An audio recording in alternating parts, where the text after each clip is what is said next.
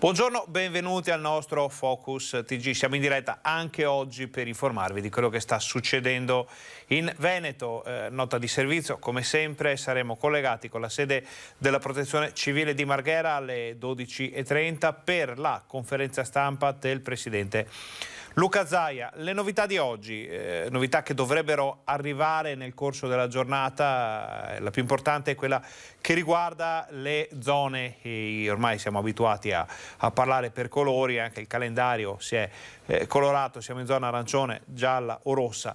Il Veneto per il momento è in zona arancione con tutte le restrizioni del caso.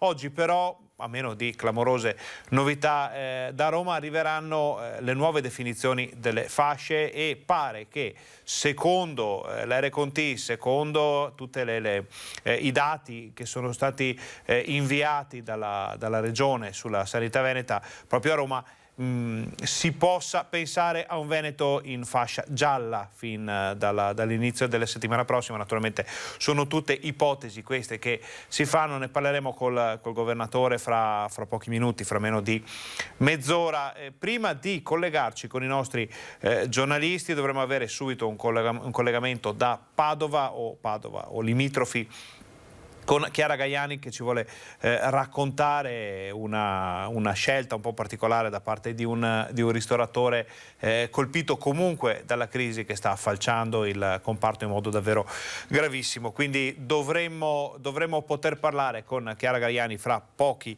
istanti. Allora, dicevamo, il tema di oggi è quasi principalmente quello dei colori. Non arriveranno prima del pomeriggio le informazioni sui colori. Questa sera nei nostri telegiornali ne avremo modo di confermare sicuramente quel che sarà deciso dal governo. Altra notizia è quella che riguarda i vaccini, ovvero i rallentamenti che sono stati causati anche in Veneto dal taglio nell'invio dei vaccini allo Stato italiano da parte del produttore. Questo ha comportato qualche intoppo in una macchina che era partita invece in modo davvero positivo e resta da capire quando recupereremo quel che è stato perso negli ultimi giorni. Pare, secondo alcune informazioni, che già dalla settimana prossima si possa arrivare a pareggiare i conti con quello che era stato iniziato e a tornare poi in pieno regime a partire da febbraio. Allora, noi abbiamo qualche piccolo problema tecnico con Chiara Gaiani che ci scrive che non riesce a collegarci, quindi vediamo prima di tutto, visto che di Padova parliamo, il servizio riguardante il punto vaccinale in fiera, il padiglione 6. Nel frattempo cerchiamo di collegarci con la nostra giornalista. L'obiettivo è quello di riuscire a vaccinare fino a 3.500 persone al giorno. Il padiglione 6 della Fiera di Padova diventerà uno dei punti vaccinali più grandi della regione, se non addirittura d'Italia. Ecco come gli spazi vengono attrezzati. Si lavora senza sosta per essere pronti a partire non appena le dosi di vaccino per la popolazione arriveranno.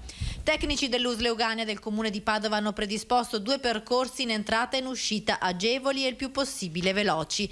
Dal parcheggio al punto di iniezione della dose, il cittadino verrà accolto e dovrà presentare i suoi documenti sanitari e di identità. Poi si recheranno nei vari ambulatori per l'anamnesi e poi per la vaccinazione. Ci sarà anche un'area per il monitoraggio post somministrazione, dove si dovrà sostare per una quindicina di minuti per monitorare eventuali effetti indesiderati. Ci sarà anche un'area per medici ed infermieri vaccinatori che riusciranno a ristorarsi durante le lunghe ore di lavoro. Entro fine settimana gli spazi verranno consegnati alle autorità sanitarie.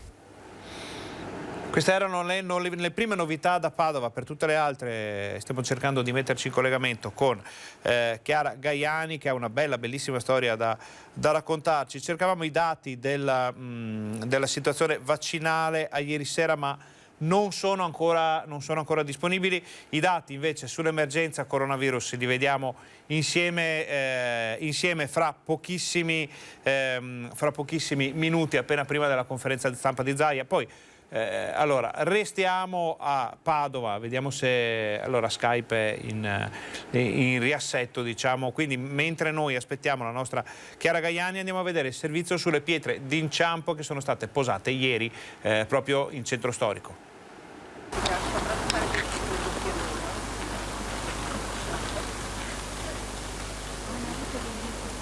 Sono 4 le pietre d'inciampo che stamattina a Padova ha voluto posare in memoria di 3 ebrei: Celina Trieste, assassinata nell'ottobre del 44, Giulio Usigli, Ester Giovanna Colombo, questi ultimi uccisi ad Auschwitz, e padre Placido Cortese, già collocato nel Giardino dei Giusti.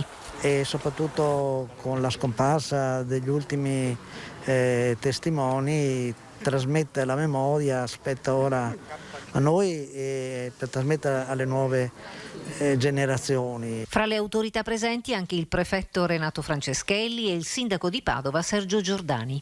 Quello che mi interessa molto, le pietre d'inciampo, che la gente, in particolare i giovani, ricordino. La pietra d'inciampo dedicata alla memoria di padre Placido Cortese è stata posta proprio dove lo stesso venne caricato sull'auto con l'inganno con destinazione Trieste, sede della Gestapo.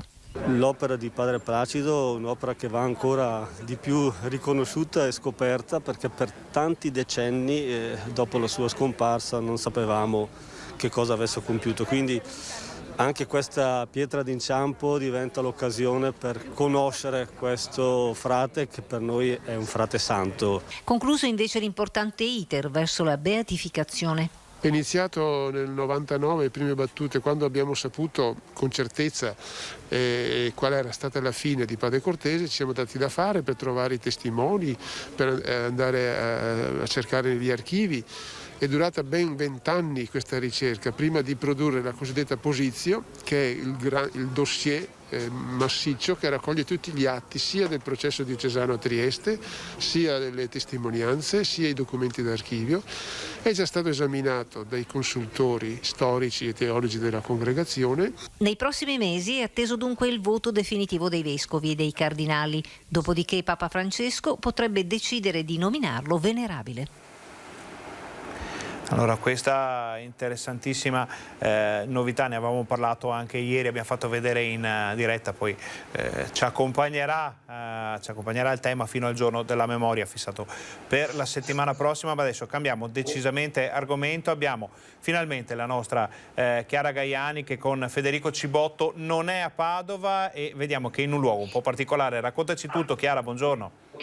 Buongiorno Ferdinando e buongiorno telespettatori. Siamo all'interno di un locale molto grande, forse si vede dalle immagini all'area di mezzo di 2 Carrare, un locale serale dove si fa musica dal vivo, si viene per mangiare, festeggiare il compleanno, che di fatto è chiuso ormai da quasi un anno. Dopo il 21 di febbraio, il giorno tragico diciamo per tutto il Veneto, a stretto giro insomma questo locale ha di fatto chiuso i battenti. I 2 proprietari, Alessandra e Silvio, stavano per gettare la spugna. A un certo punto hanno avuto un'idea. Pensate, all'interno di questo locale possono sedere 700 persone la sera, questo è il numero che si raggiunge venerdì sera. Nel fine settimana sono una cinquantina i dipendenti che girano, 10 dipendenti diretti, 40 collaboratori, ma anche moltissime band che vengono a allietare le serate di chi si siede a questi tavoli, persone che non hanno avuto ristori. Neanche questo locale ha ricevuto ristori diretti dallo Stato in questo periodo, perché era stato aperto dopo il marzo 2019, il mese con il quale veniva fatto il confronto per poter poi garantire un saldo, un ristoro dallo Stato ai gestori dei locali. La cassa integrazione, lo abbiamo raccontato tante volte, si riceve molto difficilmente, anche con grande difficoltà, soprattutto per i lavoratori a chiamata. Allora loro hanno lanciato un appello sui social a cercare di raccogliere proprio la spesa per le persone che lavorano con loro, e guardate, non so se si riesce a vedere alle mie spalle che cosa sono riusciti a raccogliere in 2 ore ieri pomeriggio. È veramente quasi un supermercato, una solidarietà che ha superato anche i confini del comune, sfidando i divieti della zona arancione, che ha portato qui 200-220 persone. Tra l'altro hanno i frighi pieni di roba e la stanno man mano distribuendo distribuendo ai loro dipendenti.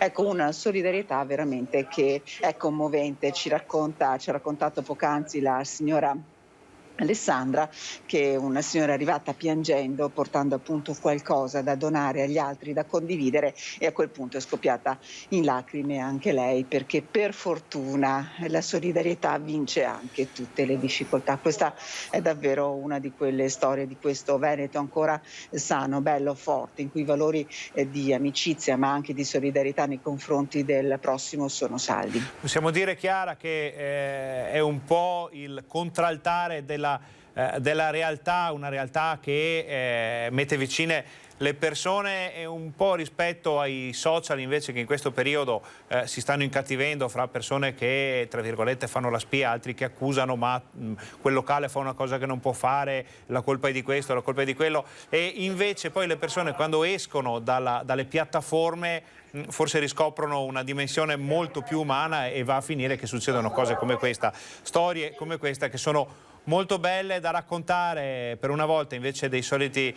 incidenti, furti, rapine e situazioni d'emergenza coronavirus. Raccontiamo una vicenda veramente, veramente bella. Chiara, noi anche perché, se posso, aggiungo velocemente una cosa, c'è la voglia di riprendere da parte di queste persone, nonostante le difficoltà, nonostante ci siano ancora gli addobbi di Natale, perché diceva la signora Alessandra, non abbiamo avuto voglia di toglierli, riavere gente qui dentro, poter pensare insomma di tornare a lavorare, anche a divertirsi, a stare insieme, è diciamo lo spirito che in questo momento serve a tutti per poter guardare al futuro con magari un po' più di serenità e anche di speranza. Sicuramente questo è proprio un gesto di grande speranza. Chiara, allora noi siamo in diretta fino all'inizio della conferenza del governatore. Se ci saranno novità rilevanti da Padova, cronaca, altre situazioni da raccontare, non esitate a richiamarci, le daremo in diretta. Certo. Grazie, buon lavoro, grazie a Chiara Gaiani e Federico Cibotto. Questa era una bella storia, una storia quasi natalizia che invece vi abbiamo raccontato a gennaio, ormai quasi finito. Siamo certi che ce ne saranno molte altre da raccontare qui in avanti, noi ve le porteremo qui nel nostro Focus TG, nei telegiornali delle nostre emittenti. Ora facciamo una brevissima pausa, state con noi perché torniamo fra pochissimo.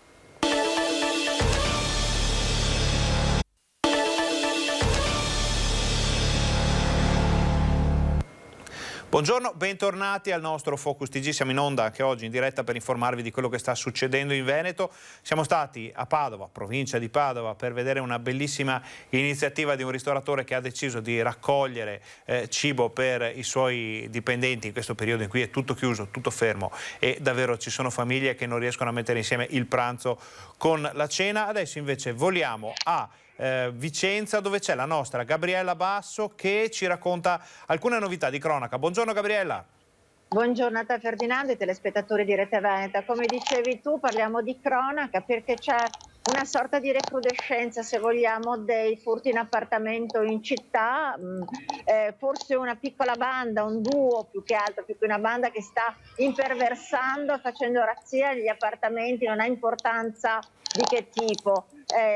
Andiamo in ordine di tempo, l'ultimo questa mattina alle 5:40 nell'abitazione di un 26enne che si è trovato il ladro praticamente in camera da letto, si è reso conto nel dormiveglia, ha visto una luce di una torcia, è rimasto un momento ovviamente immaginiamo scioccato, quindi è rimasto fermo, immobile nel letto, dopodiché appena visto che la torcia si allontanava ha cominciato a far rumore per far capire ai ladri che lui era in casa. Questi sono scappati portandosi dietro un computer e addirittura delle birre dal frigorifero. Lui allora a questo punto gli è corso dietro, stavano scappando in bicicletta i due malviventi ed è riuscito ad acciuffare il sacchetto che era probabilmente in un cestino della bicicletta e a recuperare il suo computer e le birre. Questo per dire quanto sono diventati audaci anche questi malviventi che entrano nelle case, topi d'appartamento vengono definiti, ma di fatto ribadisco, trovarseli in camera da letto non deve essere stata un'esperienza piacevole per il 26enne.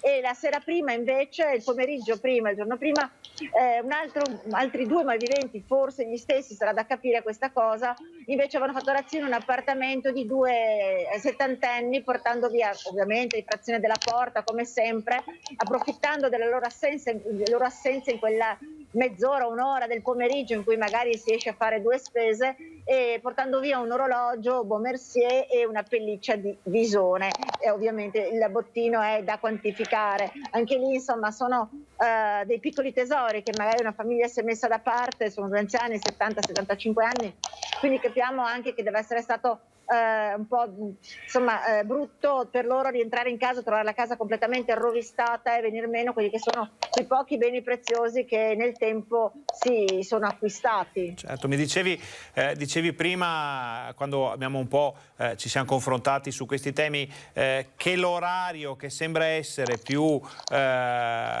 appetibile per queste bande è quello del pomeriggio, magari quando scende un po' il buio, le prime brume, con qualche pioggia, c'è meno gente in giro e qualcuno esce per fare la spesa e lì scatta il furto. Sì, di solito guarda, gli ultimi furti che ci sono stati vanno tutti dalle 4, 5 e mezza, in quell'arco orario.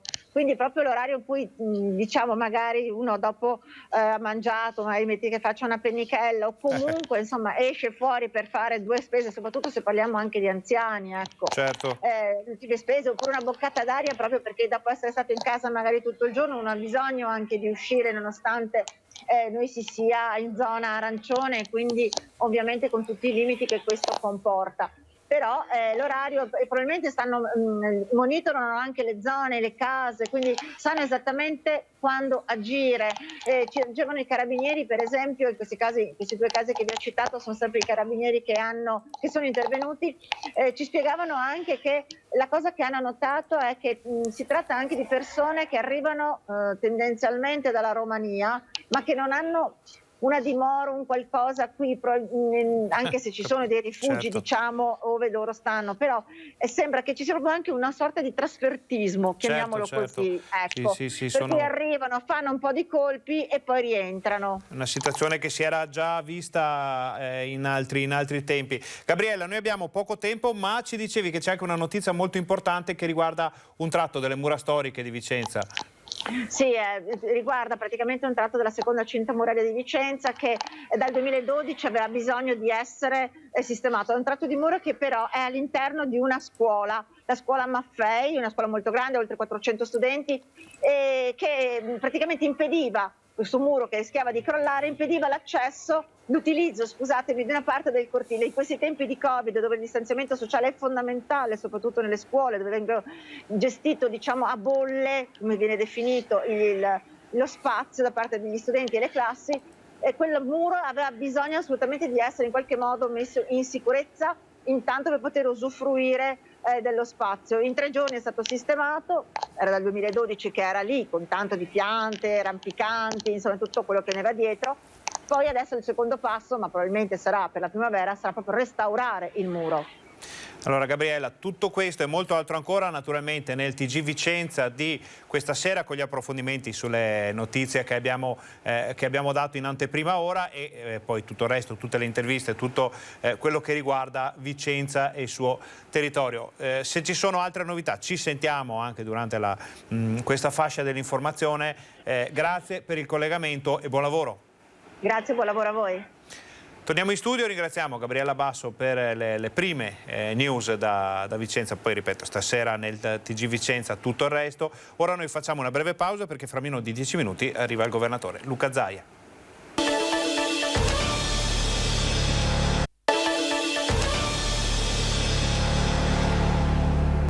Buongiorno, bentornati al Focus TG. Siamo già collegati con la sede della Protezione Civile di Marghera, dove inizierà fra pochi minuti la conferenza stampa del presidente Luca Zaia. Molta la carne al fuoco oggi, ma prima di andare a sentire Zaia abbiamo parlato con una delle categorie che è stata più colpita durante l'emergenza coronavirus e anche ultimamente con le varie interpretazioni sulle norme per gli spostamenti, è quella dei servizi alla persona, barbieri, parrucchiere e persone che lavorano in questo campo. Sentiamo che cosa ci hanno detto. C'è questo punto di domanda: si può o no andare dal parrucchiere o dal barbiere fuori comune? Allora, comunicazione nella centinaia di maestre di ieri si può, basta solo consigliare al cliente di mettere sull'autocifikazione il posto, il negozio, il nome del negozio, l'orario e il numero di telefono e quando il cliente esce dal negozio rilasciamo giustamente la ricevuta fiscale e la mostrano se vengono fermati al loro rientro. La polemica era scoppiata dopo che nelle FAQ della Regione Veneto era apparsa questa domanda: ci si può spostare fuori comune per recarsi presso esercizi di estetica o parrucchiere? Risposta: no, non costituisce elemento che la normativa considera tale da giustificare l'uscita dal comune.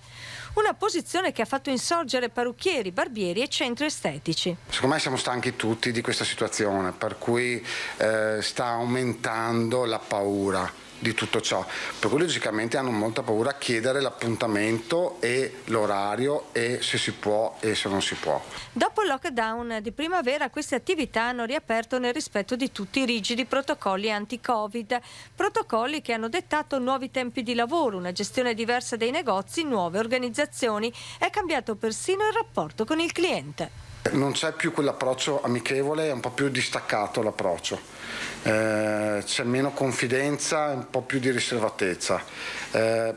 Questo è proprio per la paura di questa pandemia.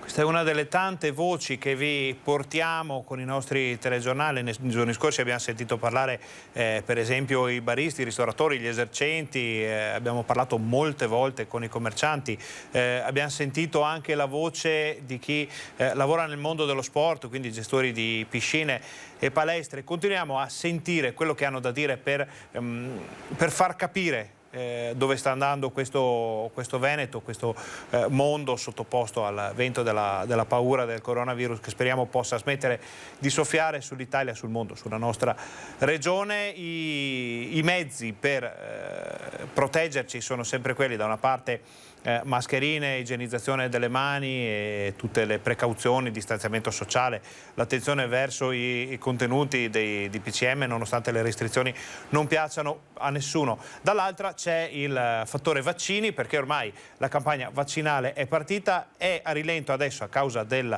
rallentamento nelle forniture da parte del produttore. Sicuramente ne parleremo fra pochi istanti col governatore Zaia. Noi siamo già collegati con la sede della Protezione Civile di Marghera, ma prima di andare a sentire Zaia vediamo assieme l'ultimo bollettino disponibile grazie alla regia di Alessandro Costacurta. Allora, dati che sono davvero interessanti, perché a ieri c'erano 51.902 persone positive in Veneto. Figuratevi che sotto Natale si viaggiava oltre gli 80.000, quasi 90.000 ci pare di ricordare, quindi un numero che cala vistosamente di giorno in giorno. 602 le persone positive nel pomeriggio di ieri, quindi anche questo un numero che eravamo abituati a vedere a 4 cifre, adesso siamo sulle 400-500, a volte anche meno. Questo ha portato comunque a uno sforamento del limite delle 300.000 persone positive dall'inizio dell'emergenza, perché siamo a quota 303.091 dal 21 febbraio scorso e sono 8.416 le persone che hanno perso la vita con il coronavirus dall'inizio dell'emergenza, ma sono tantissimi negativizzati, siamo già a 242.773 e scendiamo nella seconda parte della tabella, che è quella che ci fa capire la situazione degli ospedali in Veneto. Allora, abbiamo meno di 3.000, molto meno di 3.000 ricoverati, divisi in questo modo: 2.428 in area non critica, di cui solo, anche se non è proprio solo, 1.954 ancora positivi, 326 in terapia intensiva, di cui 296 positivi, 30 che si sono negativizzati. Questi dati sono un po' più lenti a scendere a causa delle forti ripercussioni sull'organismo umano del coronavirus in forma molto grave, quindi terapie intensive ci metteranno un po' a svuotarsi. Gli ospedali invece vediamo un calo davvero importante. Nel gap, quindi nelle differenze, il delta rispetto all'ultima rilevazione, abbiamo 37 ricoverati in meno in area non critica e 9 ricoverati in meno in terapia intensiva. Sono 31 le persone che hanno perso la vita nel pomeriggio di ieri con il coronavirus, quindi anche questo è un dato che inizia a scendere, ma che purtroppo sarà sempre presente, sarà presente ancora per parecchi giorni in questi grafici. Questa era l'ultimo grafico, l'ultima tabella disponibile. Sappiamo che i dati, come sempre, li fornisce il governatore Zaia all'inizio della conferenza stampa che non è ancora iniziata. Vediamo dai nostri collegamenti con la sede della Protezione Civile di Marghera. Vediamo, i microfoni sono pronti, non c'è ancora la persona che traduce nella lingua dei segni, quindi immaginiamo che ci vorrà qualche secondo ancora prima che arrivi anche Zaia. Dicevamo, i temi di oggi saranno da una parte l'inserimento del Veneto in una fascia, si spera, diversa da quella in cui siamo tuttora, quindi quella arancione. Potremmo finire in zona gialla dalla settimana prossima. Questo vorrebbe dire molte novità, molte meno restrizioni, ma lo sappiamo tutti, la possibilità di muoversi più liberamente, di fare molte altre cose. D'altra parte però anche il governatore Zaia nelle ultime dichiarazioni, ovvero durante la conferenza stampa di ieri, ha detto sì, la curva cala, si stanno svuotando lentamente, ma comunque gli ospedali si stanno liberando molti posti. Attenzione, perché questo non deve essere un libero a tutti, anzi deve essere un monito a stare attenti, perché vuol dire che lo sforzo che la collettività compie per ridurre l'incidenza dell'epidemia porta a qualcosa. L'arrivo dei vaccini, che per il momento è ancora molto, molto basso come numero, per ovvi motivi, perché è appena iniziata la campagna di vaccinazioni, aiuterà molto. Si conta entro l'estate di vaccinare il 65-70% degli italiani, quindi naturalmente 65-70% anche di veneti, perché quello è il limite minimo per la formazione della cosiddetta immunità. Quindi quando ci saranno quei numeri di veneti vaccinati, gli altri potranno muoversi un po' più tranquillamente. Le vaccinazioni riguardano per ora il personale medico sanitario, gli ospedali, le persone. Si cominciano, ormai siamo avanti anche con le case di riposo, quindi gli anziani. Zaia ha chiesto che oltre gli over 80 vengano anche vaccinati gli over 75, quindi di abbassare di qualche anno il limite minimo per la vaccinazione, e poi tutti gli altri, le persone che fanno lavori a contatto con il pubblico, quindi tutte quelle situazioni che possono trasformarsi in un rischio, in un focolaio, in una ripartenza dell'epidemia a causa di un qualsiasi motivo. Sono temi che ci terranno compagnia purtroppo per qualche tempo ancora. Dicevamo, i dati li abbiamo appena visti, i nuovi li fornisce Luca Zaia. Noi non mandiamo servizi, non entriamo non rischiamo di parlare di altri argomenti, perché dovrebbe arrivare il governatore, anzi ci informiamo subito con i nostri colleghi sul posto, ma pare che non sia ancora arrivato Zaia in sala stampa. Allora, notizia che ci riguarda, insomma, più o meno sta arrivando, e questo non è coronavirus, ma sono cose comunque importanti. Sta arrivando una nuova ondata di maltempo, però con l'innalzamento probabilmente delle temperature a causa del vento di scirocco, venti molto forti, piogge che aumenteranno di intensità, trasformandosi anche in nubifragi su alcune regioni. La neve cadrà sull'arco alpino e sulla dorsale dolomitica. Probabilmente la neve cadrà sopra i 1200 e 1300, quindi la zona dell'altopiano dovrebbe essere risparmiata, così come tutte le montagne vicentine, i Lessini, tutta la parte un po' più bassa delle montagne del Veneto. C'è da capire se la pioggia che arriverà scioglierà tutta la neve che è scesa nelle scorse settimane. Sarebbe un vero peccato, anche perché con l'apertura eventuale della zona gialla in Veneto si potrebbe arrivare, probabilmente, tutto è limitato poi dai DPCM, dalle decisioni del governo, alla possibilità di tornare a fare sport in un certo modo sulla neve. Adesso sono permesse camminate, ciaspolate, sci da fondo in forma comunque individuale, si può fare qualcosa, si può andare in giro, si può vedere, ma tutto limitato agli spostamenti, tutto con la massima attenzione. Una riapertura anche delle piste porterebbe probabilmente con la zona gialla l'introito, parte dell'introito della stagione turistica anche in quelle aree che sono in questo momento in grande difficoltà.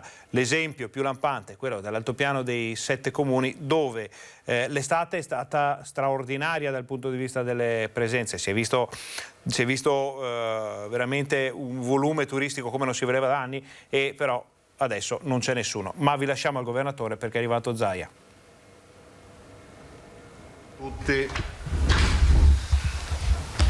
Allora, recuperiamo velocemente. Questi sono i totali dei tamponi: 3.644.507 tamponi molecolari e 2.389.352 tamponi rapidi.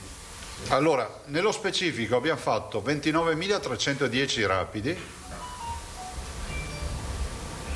e 14.280 molecolari, per un totale di 43.590. Nelle ultime 24 ore abbiamo fatto 43.590. Abbiamo, con questi 43.590 tamponi, abbiamo trovato, intercettato 1.198 positivi, che tradotti in percentuale rappresentano sui 43.590 2,75%. Vedete che questa incidenza sta scendendo, diciamo, in maniera importante, perché vi ricordate avevamo giornate anche da 15, 14, poi però è vero che la media nostra è sempre stata dal 5 all'8%, adesso siamo sotto il 3%. Ve lo do questo, ma se volete registrare qualche dato a Filippo. Il totale dei positivi dall'inizio sono 303.687 e i positivi di oggi, guardate, sono praticamente 10.000 in meno rispetto a ieri. Mi sa ieri fosse 59.000 se non ricordo male. Comunque sono 49.850. Di fatto oggi possiamo dire che abbiamo dimezzato i positivi presenti in Veneto. 49.850, che poi usciranno ovviamente si negativizzeranno, usciranno dalle quarantene, e quindi, non avendo noi un'incidenza alta che ci porta flusso di positivi, il numero degli usciti sarà maggiore di quelli degli entranti in quarantena. I ricoverati, altro dato interessante, sono in totale 2.737. Sono esattamente, signori, 700 posti letto in meno rispetto alla punta massima toccata.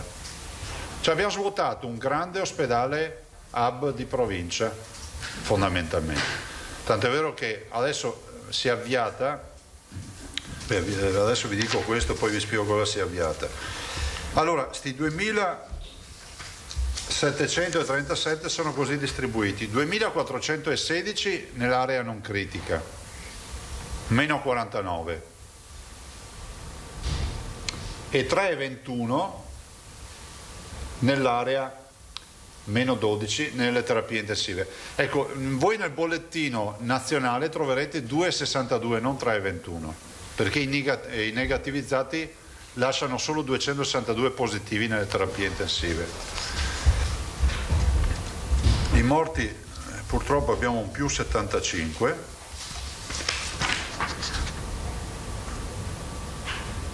nelle 24 ore, e i dimessi sono 13.460.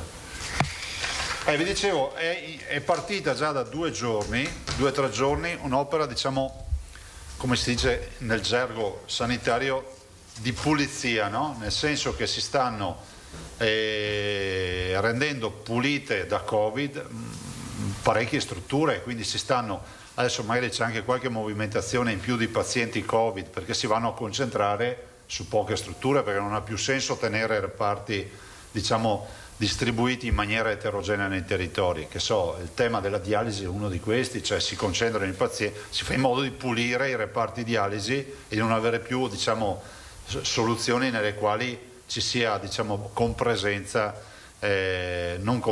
ma che ci siano, diciamo, pazienti un po' ovunque.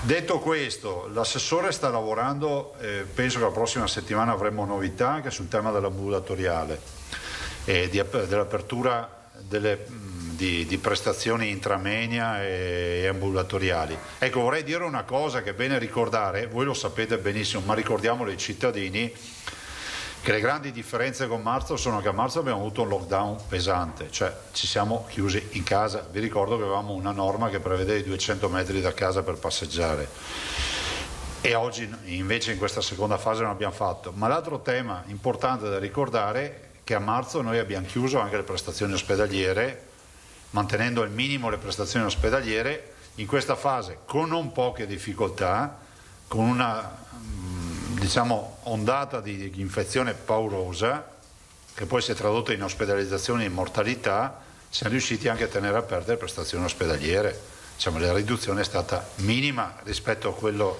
che anche altre regioni hanno fatto. Sì, giustamente mi ricorda che, per fare un esempio, mi ricordava l'assessore che a marzo avevamo chiuso tutti i centri prelievo, per dire, no? Tanto per dare una dimensione di cosa accadeva. Vi ricordate le code per fare il prelievo del sangue e altro, oltre a tutta una serie di prestazioni. E oggi è la giornata della valutazione. Non sappiamo ancora quale sarà la nostra valutazione, sappiamo che abbiamo dati sicuramente come l'altra volta, anzi come da sempre. Noi non siamo mai stati in zona, siamo sempre stati in zona gialla. Voglio ricordare che l'algoritmo a noi ci ha sempre dedicato la zona gialla. Ci è stata data, diciamo, nell'altra valutazione la zona arancione in virtù del fatto che eravamo catalogati con rischio alto per l'ospedalizzazione e quant'altro. Io non so oggi come si tradurrà la classificazione dell'Istituto Superiore della Sanità. Accetteremo quello che verrà indicato dai tecnici. C'è da dire comunque che la preoccupazione resta, perché la nostra incidenza è passata da 480 positivi ogni 100.000 abitanti a settimana a 178, quindi è radicale il cambiamento di direzione, no? Vi ricordate i primi giorni che dicevo ma è un timido segnale, per definire la direzione dovremmo ancora ragionare. La verità è che dalle curve viene fuori, insomma, si vede, e ve l'ho fatta vedere ieri la curva delle terapie intensive, e si vede, anzi Federico, se ti riesci a stampare quella delle terapie intensive, quella del dottor Rosi, così la facciamo vedere oggi. Però voglio anche ricordarvi che a stampa internazionale ci dice che alle porte di Parigi c'è un mega focolaio inaspettato che è ripartito. Voglio anche ricordarvi che l'infezione comunque a macchia di leopardo è presente in maniera importante in molte cittadine europee. L'Italia fondamentalmente adesso ha un trend di sicuro di decrescita dell'infezione. Io continuo a dire che per i numeri che abbiamo avuto probabilmente quella che è la paventata terza ondata forse lo faremo dire ai tecnici, poi agli esperti, comunque qui da noi è passata, se non è passata c'è passata un'ondata che comunque non ci aspettavamo, questo è poco ma sicuro, perché lo vedete, se voi confrontate le curve dell'infezione di tutte le regioni vedete appunto che ci sono delle regioni, quelle diciamo del nord-est, che hanno avuto una curva di infezione importante e contemporanea. Questo ce lo dirà l'Istituto Zooprofilattico con le sequenziazioni che sta facendo. Vedo che qualcuno dice che magari ho letto più commenti che le mutazioni non c'entrano niente. Vabbè, sarà un branco di imbecilli in giro per il mondo, ma vi ricordo che il mondo intero scientifico è molto concentrato a capire la storia di queste mutazioni, della sudafricana, della brasiliana che è arrivata in Brasile, in Giappone e di altre varianti. Sulle mutazioni c'è da dire che noi oggi abbiamo, da quello che ci dicono i tecnici, gli scienziati, i vaccini che hanno efficacia. Questo è bene ricordarlo, perché spesso ci arriva dai cittadini questa richiesta, no? Ma i vaccini sono sempre validi? Sì, perché la comunità scientifica ci dice questo, perché l'ambito del genoma dove agisce il vaccino è un ambito ridotto rispetto a, ve l'ho detto anche il professor Palù l'ultima volta. Basta, sul fronte vaccini abbiamo confermate le forniture che sapete per la prossima settimana, dopodiché sembra che dalla settimana successiva si riprenda in quota con le forniture, spero sia così perché comunque noi abbiamo volontà di vaccinare. E fra l'altro partendo dagli over 75 della classe 41, no? No, sì. Avevano detto del 75. Prima era over 80, poi abbiamo detto over 75. Quindi diciamo, la campagna vaccinale abbiamo voluto abbassarla ai 75 anni, quindi partire per primi per gli over 75, cioè chi ha più di 75 anni. Se avete domande? Allora, Tosato, Marchiori, veramente Moscati, Marchiori perché si era prenotata prima e poi vediamo. Buongiorno Presidente, io ho due domande, una riguarda la fascia di rischio e l'altra i vaccini. Per quanto riguarda la fascia di rischio, posto che non compete a lei stabilirla, come sempre è una valutazione scientifica, in base all'esperienza si sentirebbe più rassicurato in fascia gialla o in fascia arancione? Guardate, noi siamo sicuri della classificazione che ci danno, cioè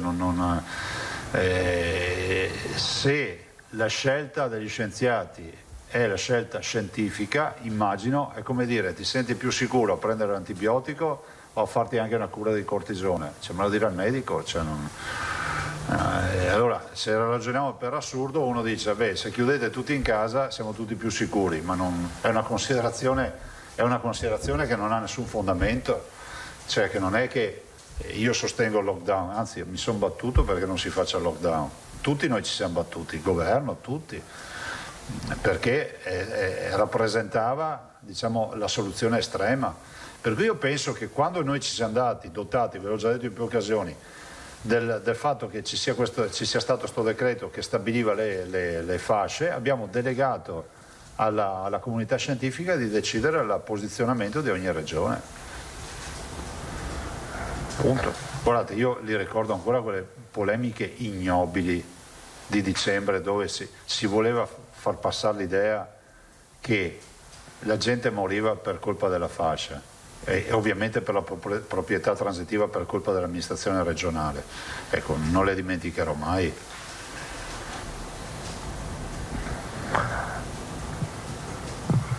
Per quanto riguarda i vaccini, quando è prevedibile l'inizio della campagna per gli over 80, anzi a questo punto per gli over 75? Fine prossima, inizio di quella successiva, cioè con l'arrivo dei vaccini. Allora, la prossima settimana abbiamo vaccini stando quello che ci viene detto, per continuare a fare le seconde dosi a chi ha titolo di farle. E a fine settimana, inizio dell'altra, riprenderemo le prime dosi. Quindi diciamo che entro la fine della prossima settimana contate di completare i richiami? Sì, completiamo e proseguiamo. Però diciamo la prossima settimana si dedica ai richiami appunto per il tema delle forniture. Ecco, l'ultima cosa per quanto mi riguarda sulla questione vaccini. Allora, lei nella fase più drammatica del lockdown, proprio a primavera, aveva formulato un'ipotesi che personalmente mi sembrava molto interessante, ma che mi pare sia un po' caduta nel vuoto. E cioè aveva detto, qui ci ritroviamo sprovvisti di tutto e scopriamo che tanti prodotti, tanti articoli biomedicali in Italia non vengono prodotti. Dipendiamo dall'estero, dobbiamo andare a elemosinare qualunque cosa e nei momenti di crisi, ecco. Allora si parlava di mascherine, di respiratori, di tanti materiali che non c'erano.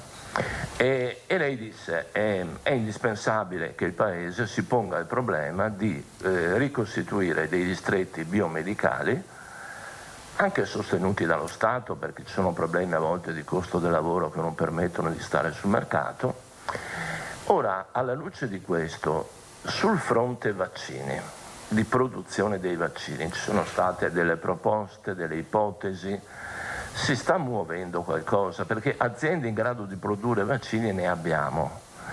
Forse una spinta su questo tema. Guardate, noi, siccome questi sono discorsi giusti ma anche delicati, no?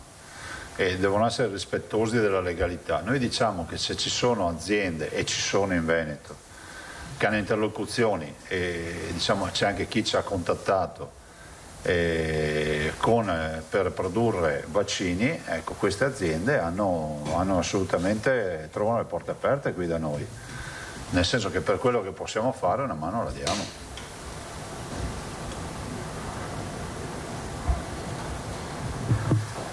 Anche attraverso l'impegno della finanziaria regionale? Beh sì, solo attraverso quello. Sì, sì. Ho incontrato anche ieri mattina su questo argomento assieme all'assessore Marcato il dottor Spagna. Non solo per questo, ma abbiamo parlato anche di questo. Grazie. Prego. Moscati e Marchiori. Sì, buongiorno Presidente. Infatti io mi riallacciavo, volevo fare appunto questo discorso perché si ricorda che già più di un mese fa e anche la scorsa settimana, mi pare, le avessi fatto la stessa domanda, se c'erano margini di autonomia nell'ambito dei vaccini, appunto. Lei aveva risposto di no.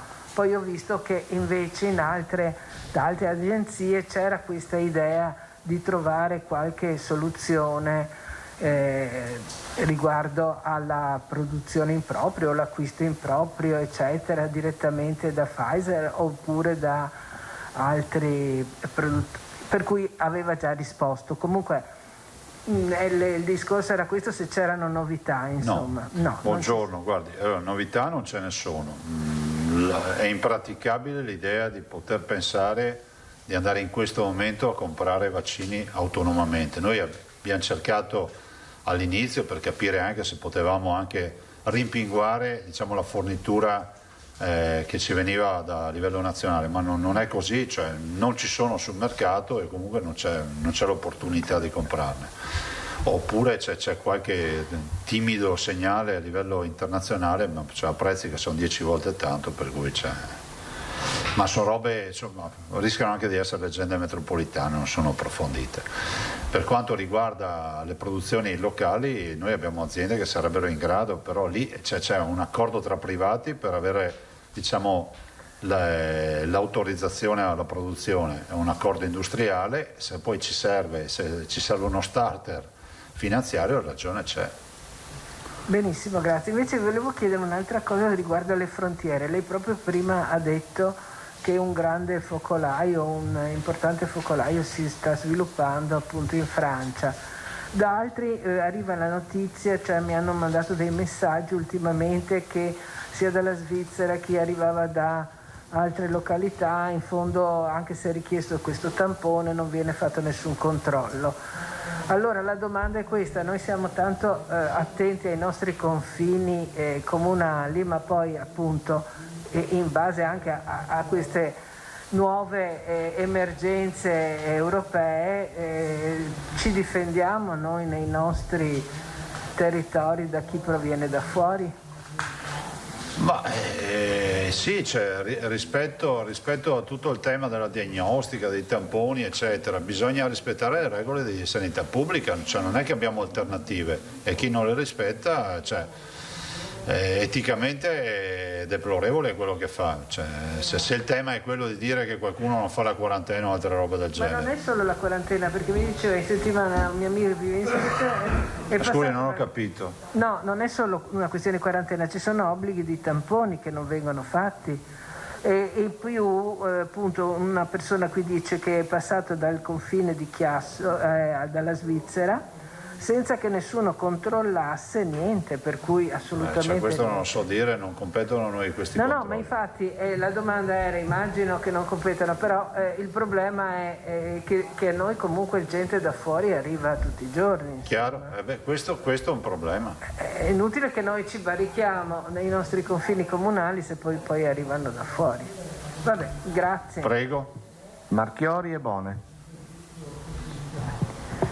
Sì, Presidente, buongiorno. Visto che sentiamo anche un po' di rumore che viene dall'esterno, ci sono gruppi di genitori che continuano a chiedere la riapertura delle scuole, dicono che a loro avviso non c'è motivo per cui i ragazzi non possano rientrare. Io lo so che lei ha già risposto più e più volte a questa tematica, però se sono ancora qui fuori evidentemente non è chiaro il motivo per cui si è deciso di non riaprire la scuola. Prego. Da parte di molti genitori che non lo capiscono perché... Scusate, si è espresso un tribunale? Sì, io fuori facendo prima le interviste gliel'ho detto, però a parte che loro sostengono che la discussione vera e propria debba ancora avvenire, perché se non erro il 26, se non erro, sì. Però dicono che questi ragazzi sono imprigionati praticamente. Può rispondergli lei? Ho già parlato ieri. Non vuole rispondere neanche No, ma l'assessore, ma scusatemi, c'ha anche un senso fare le domande, perdonami, ma sono le stesse che avete fatto ieri? Sì, lo so che sono queste, però loro sono qui oggi a chiedere... E l'assessore li ha incontrati, cioè noi non è che ce l'abbiamo con le scuole e non può neanche passare questa idea che noi siamo quelli che non vogliono far andare i ragazzi a scuola e altri sì, ma scusatemi una roba, cioè se noi siamo chiamati a applicare piani di sanità pubblica, cioè, li applichiamo, ma non è che ce li inventiamo noi, cioè, ci vengono detti dal servizio del Dipartimento Prevenzione e altro, tutti hanno ragione di protestare, tutti hanno ragione di chiedere l'apertura delle scuole, la chiederei anch'io, perché l'ho detto io, è una sconfitta chiudere una scuola. Però questo è quello che accade, ma accade in giro per l'Italia, vedete che ci sono regioni che sono andate a sentenza, dopodiché guardate, può anche accadere che si decida, che i tribunali decidano la politica sanitaria, questo è un altro tema, perché se si delega tutto a sentenze, e questo è un altro tema, ma noi dobbiamo fare il nostro dovere, se la prevenzione scrive che non è bene aprire la scuola, abbiamo fatto così. A me spiace che si trasformi questo, che è un dibattito sacrosanto, in un dibattito politico. Bene, una domanda che riguarda i vaccini. Un chiarimento, non so se sia ancora stato deciso, comunque provo lo stesso a rivolgergliela. Una volta che sono stati vaccinati il personale, gli ospiti delle RSA e il personale ospedaliero, insomma tutto quello che riguarda la prima fase, gli screening poi di controllo continueranno oppure verranno sospesi proprio perché sono stati vaccinati? No, abbiamo già risposto anche a questa domanda, abbiamo detto che la nostra intenzione è quella di continuare con gli screening. Anche da un punto di vista epidemiologico, anche di studio, no? Per vedere anche l'evoluzione, perché magari viene fuori. Se la leggenda metropolitana è quella che ci si infetta pur essendo vaccinati, noi abbiamo la possibilità di fare uno screening su 60.000 dipendenti della sanità. A me non sembra irrilevante come dato, no? Magari che sono anche esposti all'infezione, magari viene fuori che conferma che non è vero che ci si rinfetta, oppure dice c'è una percentuale che si rinfetta, ma del resto il vaccino non è che ti dà la patente al 100%, tanto è vero dice la copertura al 95%, vuol dire che c'è un 5% di possibilità di scopertura, no? Certo, a quel punto anche attraverso gli screening è possibile che i dati potrebbero risultare in qualche modo, mi passo il termine, falsati, per esempio se consideriamo che le persone vaccinate risultino negative, come si spera e come insomma dovrebbe essere, è possibile che poi in un dato complessivo, a meno che non sia specificata la distinzione. No, ma è nominale, nel senso che noi quando faremo gli screening sappiamo quelli che sono vaccinati e quelli che non sono, cioè non abbiamo un'anagrafe, quindi non è che il vaccinato negativo paga il conto del non vaccinato che diventa positivo. Perfetto. Assolutamente no, se no non avrebbe nessun senso. Va bene, grazie. Poi ho due domande per l'assessore Lanzarini. L'assessore è qui. Grazie. Bonet. Sì. Buongiorno. Allora, prima domanda è se sappiamo quanti richiami sono stati fatti ad oggi, o se è un dato che comunque possiamo recuperare. Possiamo darvi, ve lo diamo. Sui 110.000, diciamo così, quanti... Sì, io so. Vi facciamo... Ok, così da sapere quante persone hanno completato il percorso vaccinale. Sì, bisogna ricordarci già oggi se lo diamo dato. Ok, lo facciamo con quello delle 18:30, che così ci lavorano un po'. Ok, grazie. Vediamo all'angolo le domande dei lettori. Prego. Ormai sì, Allora, la prima domanda, diciamo così, mi chiedono di chiedere del plasma iperimmune, però sì, diciamo così, allargherei più in generale i protocolli di terapia, se ci sono delle novità rispetto alle terapie che si possono fare alle persone malate, e se il plasma iperimmune continua a essere utilizzato e con quali, siccome se ne parla molto di questo tema del plasma, se sta dando effettivamente dei risultati o se sono le famose leggende metropolitane di cui parla ogni tanto il Presidente. Poi ne faccio un'altra. Ma guarda, io direi intanto che sul plasma iperimmune c'è bibliografia e l'operazione che noi abbiamo fatto, che siamo stati gli unici a fare la banca del plasma, è un'operazione che ha solidità scientifica.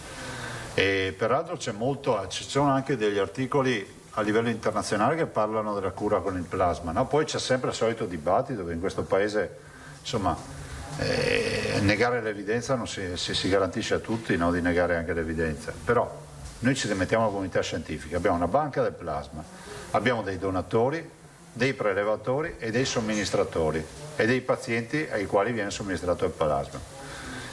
Ovviamente il medico definisce se un paziente ha titolo o meno, perché a volte ci arrivano ad esempio delle richieste da parte magari dettate anche dalla disperazione comprensiva di alcuni familiari, dicono io voglio far fare il plasma al mio familiare ma non glielo fanno, poi ti informi e dico guardi non ha titolo per fare il plasma perché ci vuole tutta una serie di caratteristiche, ma noi non abbiamo abbandonato l'idea del plasma. Ok, poi c'è una seconda domanda che leggo così come mi è stata posta perché non ne capisco.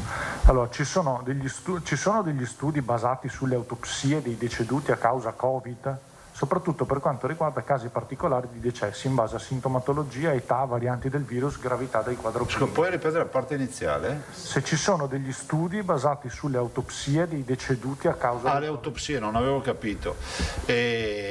Ho l'impressione, se non ricordo male, che c'è stata fatta una campagna di autopsie, però dovremmo, guardate, non ho dati, mi ricordo che si fecero soprattutto per il tema di queste polmoniti interstiziali, per le cardiopatie, però bisognerebbe sentire l'azienda ospedaliera e capire, cerchiamo il dato. Ma con quale finalità?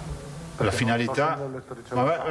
finalità autoptica dell'autopsia di capire il quadro clinico, perché soprattutto all'inizio il tema della polmonite interstiziale era un tema che poi è stato, se vi ricordate, ne è venuto fuori il discorso dei microcoaguli e quindi di utilizzare gli anticoagulanti eccetera, e a livello di autopsie insomma, era stato evidenziato questo. Dobbiamo parlarne con un'azienda ospedaliera. Va bene, grazie. Prego. Vanza. Buongiorno Presidente. Buongiorno. Volevo per cortesia un chiarimento sui vaccini, perché tutti i giornali hanno riportato le parole del commissario per l'emergenza Domenico Arcuri, che riferiva di ulteriori tagli di Pfizer, dicendo addirittura che ci saranno ritardi, i ritardi si protrarranno per le prime 2 settimane di febbraio. Lei invece ha detto poc'anzi che la settimana prossima avremo il taglio previsto e poi dalla successiva entreremo a regime, tanto da andare a cominciare già con gli over 75. Ha notizie? No, nel senso che noi, rispetto a quelle di noi al momento abbiamo la comunicazione del taglio compensato per la prossima settimana. Compensato da chi? Dalle altre regioni che hanno avuto tagli inferiori ai nostri, che quindi noi abbiamo questa compensazione, come sapete. Dopodiché domani alle 5 è convocata una riunione del commissario e cercheremo di capire se ci sono altre novità. Però è pur vero che insomma i vaccini devono arrivare. Senza vaccini non si vaccina. È indubbio, Presidente, però se lei dice dalla settimana di là iniziamo con gli over 75, al momento state mandando le lettere, quindi? Le manderemo. Noi però al momento abbiamo questa informazione di avere disponibilità dall'altra settimana. Dopodiché da verificare, visto che c'è questa riunione alle 5 domani, capiremo se ci sono nuove. Considerate che qui le informazioni variano dal mattino al pomeriggio alla sera, cioè cambiano con rapidità. A questo proposito volevo capire una cosa. Prego. In queste riunioni che state facendo si è presa in considerazione l'ipotesi di vagliare anche vaccini? Vedo che la Germania guarda la Russia, c'è chi cerca il vaccino cinese, se ne è discusso e se sì con che esito? No, l'ho proposto io. E lei è testimone. Pensavo che si agitassero tanto di più, però non sono agitati tanto. Nel senso che ho detto che siccome a me risulta che il vaccino cinese abbia avviato la pratica per l'EMA, e probabilmente lo farà anche il vaccino russo, lo Sputnik, ho chiesto formalmente se c'è qualche riserva rispetto a questi vaccini e nessuno mi ha detto di no, perché comunque se sono autorizzati io spero che qualcuno non ponga questioni politiche o ideologiche, perché stiamo parlando di vaccini comunque. Bene. Cosa che è accaduta invece con l'influenza. Sapete che l'influenza noi non avevamo vaccini, ma se andavamo sul cinese c'era.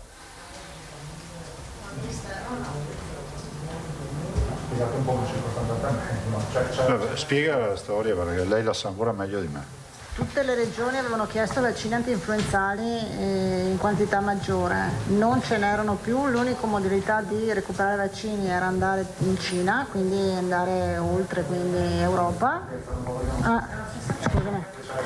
Allora, tutte le regioni chiedevano più vaccini influenzali, non ce n'erano più perché voi sapete la corsa che c'è stato, c'era un'ipotesi di trovare vaccino che c'era in Cina, ma si doveva passare tramite autorizzazione del Ministero, il Ministero della Salute non ha mai dato questa autorizzazione, insomma, non lo sappiamo. Non c'è stata una motivazione, ma non è mai andata avanti la pratica. Ecco. Vabbè. Invece per il vaccino, quello anti-Covid, potrebbe avere... Sull'influenza ci saranno state anche un tema di autorizzazioni, EMA, quello che è. Su questo la notizia che io ho letto nella stampa internazionale è che sembra che loro abbiano presentato la richiesta di autorizzazione EMA, quindi per l'Europa, del cinese.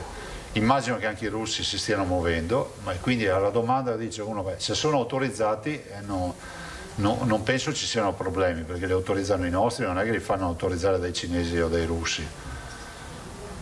Quindi Presidente, lei aspetta domani al termine della riunione per mandare le lettere agli over 75? Le lettere verrebbero comunque spedite la prossima settimana, le convocazioni, però dobbiamo avere la conferma, domani c'è la riunione alle 5.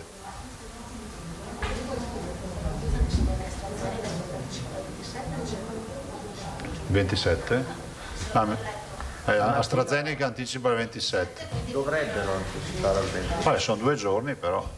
AstraZeneca ne ha tanti perché aveva garantito 8 milioni di vaccini in 3 mesi.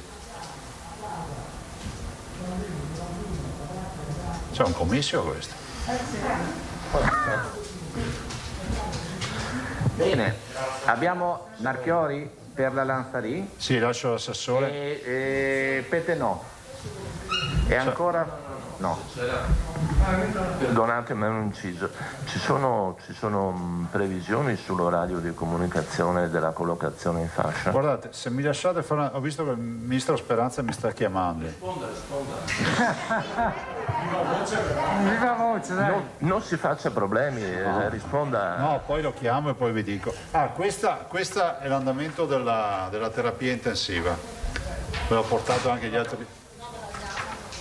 Ve lo diamo? No, ma ve lo diamo, vi diamo. C'è il ministro che non sa che lo sa. Ma non sa neanche chi metto se mangia a mezzogiorno. Guarda, è una caratteristica di a mezzogiorno se mangia. Noi no. Quindi adesso non fate le vittime che non ve vedo patire. Allora, qui avete il dato che poi vi diamo, avete 401 positivi in terapia intensiva che è la massima punta. Attenzione, questi non sono i totali, sono i positivi. E siamo passati a 2,78 di oggi, quindi il calo è stato evidente. Se Federico lo consegna ce l'avete anche se volete pubblicarlo, questo è ufficiale del 21. Quindi è oggi 21? A Sendrio da un giorno.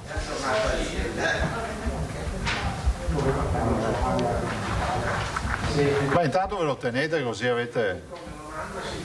Sì, ce l'abbiamo. O su WhatsApp se volete. Prego? No, si senta incomodo di rispondere al ministro. Adesso vado.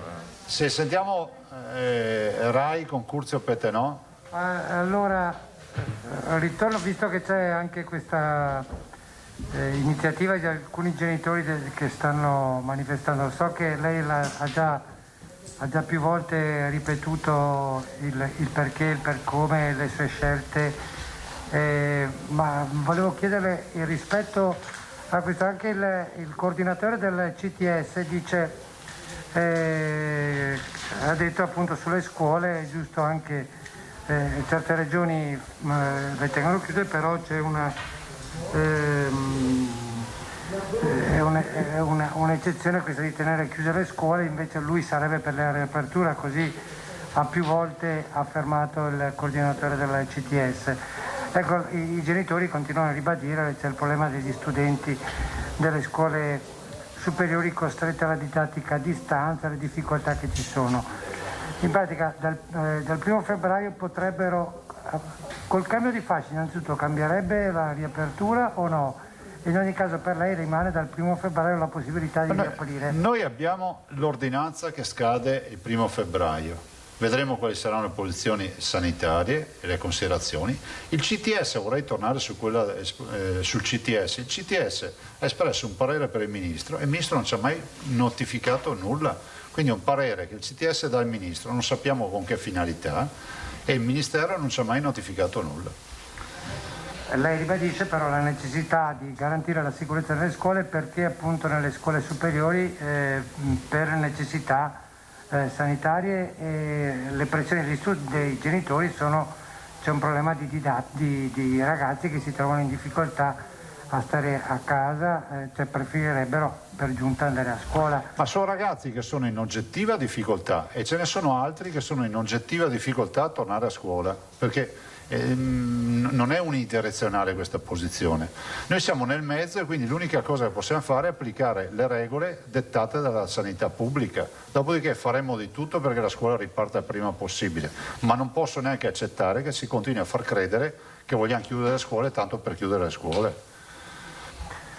Per quanto riguarda invece i vaccini, si va, appunto lei dice, si dovrebbero aprire ad altre possibilità di vaccini, anche se c'è un dibattito, cioè, anzi delle valutazioni che devono fare poi l'EMA eccetera, e poi delle valutazioni che vengono fornite dai tecnici sul valore di alcuni vaccini, su quanto riescono veramente a garantire.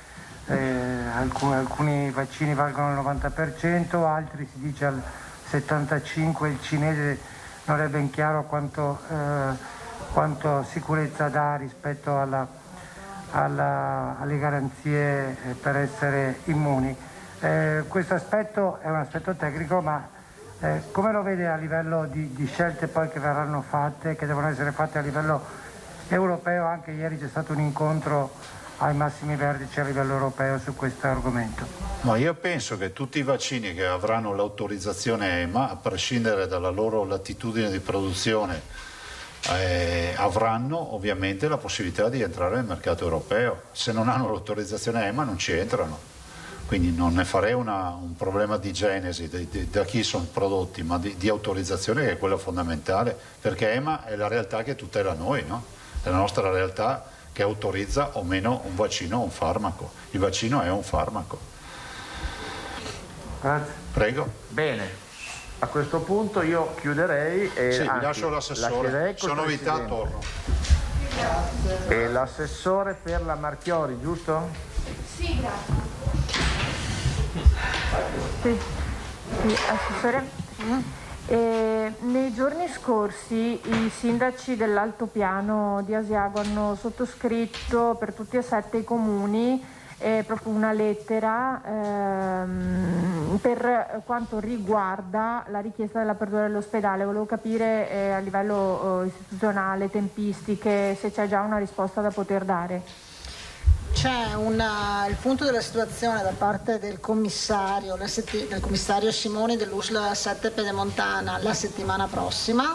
Dopo questo punto deve incontrare appunto per capire la situazione, poi credo che verrà predisposto il trasferimento prima e poi le altre misure, sperando anche che la situazione epidemiologica sia una situazione migliore. Oggi mi sembra che l'ospedale di Asiago, ieri c'erano 9 positivi all'interno dell'ospedale di Asiago, quindi pochi, non è stato sembrato un ospedale, insomma tutto sommato abbiamo cercato di mantenerlo il più pulito possibile. Nella prima fase era stato un po' più coinvolto in tutto l'altopiano, piano, quindi io sono fiduciosa insomma che riusciamo, se sono chiuse tutte le pratiche, anche ad avviare tutto l'iter di trasferimento nel nuovo ospedale. Ok, sì, poi un'altra domanda che arriva da una segnalazione. Il figlio di una signora non autosufficiente dice che c'è poca chiarezza, o meglio vorrebbe capire meglio quando sarà il turno di vaccinazione, sempre naturalmente con forniture, tutto quello che già sappiamo, delle persone non autosufficienti. Sono in base all'età, cioè nel senso che finita la prima fase, che è quella attuale, dove noi, ricordiamolo, abbiamo operatori sanitari, ospedale e territorio, case di riposo, operatori e ospiti. Partiamo con gli over 75, quindi se è un non autosufficiente a casa over 75, insomma rientra in questa fascia. Se è invece un autosufficiente da 65 anni rientra nella fascia successiva. Ok, va bene, grazie. Essendo non autosufficiente, se non si muove, c'è il discorso, l'abbiamo già detto, che si va al domicilio con l'assistenza domiciliare o le USCA. Sì, perfetto, grazie. Un'altra domanda di Giacomuzzo, Giornale di Vicenza. Assessore, buongiorno, ho capito che stamattina lei ha ricevuto una delegazione delle persone che hanno, dei genitori che hanno protestato qui, cosa le hanno chiesto e lei come ha risposto? Ma allora hanno manifestato chiaramente la preoccupazione perché i ragazzi sono a casa, preoccupazione che abbiamo anche noi, quindi sicuramente problemi da un punto di vista relazionale, sociale, insomma importante, che non stiamo sottovalutando da questo punto di vista. Io ho risposto che chiaramente le decisioni di chiudere le scuole non è stata una decisione facile, ma era dettata da un quadro epidemiologico, ce lo ricordiamo, basta che guardiamo anche la curva che il Presidente vi ha dato sulle terapie intensive per capire insomma quando è stata presa quella decisione, a che punto eravamo, e che adesso c'è il discorso della sentenza il 27 mi sembra, quindi ci esprimerà anche chi è stato chiamato come ente terzo ad esprimersi, e anche in base a quelli che saranno i dati che ci daranno la prevenzione si faranno i nuovi piani. Loro hanno chiesto anche dei nuovi piani di sanità pubblica, attenzione rispetto appunto focolai all'interno delle scuole, ma questo ci sembra ovvio e scontato, insomma, che una volta che ci sarà la ripresa in classe dobbiamo mettere in atto tutte le misure di precauzione all'interno degli istituti scolastici di ogni ordine e grado. Se non ci sono altre domande chiuderei qua, grazie. Ma non è finito. No, non è finito.